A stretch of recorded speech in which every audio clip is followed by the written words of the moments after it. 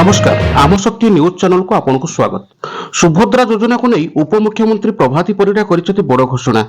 से कहिसेंती सुभद्रा को नहीं अनेक प्रकार गुजब सृष्टि करा जाउची। एथिरे आपण माने भ्रमित होंतु नाही। बैंक रु टंका जदि आपण न उठेबे सरकार नै जिबा नै एभली मिथ्या गुजब सृष्टि करा जाउची। वास्तव रे सेभली किछि नाही। एभली मिथ्या प्रचार सुनतु नाही।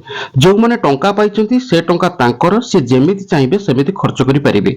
डिजिटल मोड रे जदि आपण खर्च करूचंती, डिजिटल मोड कहले ऑनलाइन माध्यम रे जदि आपण खर्च करूचंती ताले आपण को अधिक 500 टंकार लाभवान हेबे बोली उपमुख्यमंत्री कहिसेंती।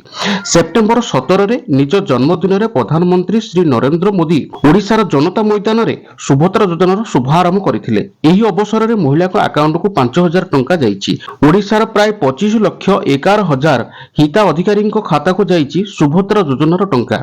हेले अधिकांश महिला को खाता को जाई पारेनी सुभद्रा टंका, जहाकु नै सेमाने अछंती द्वंद्वरे।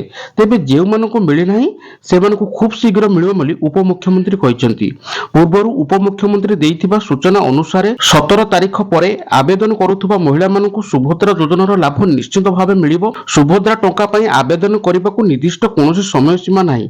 जणे चाहिले वर्तमान मध्ये रजिस्ट्रेशन करि परिबे।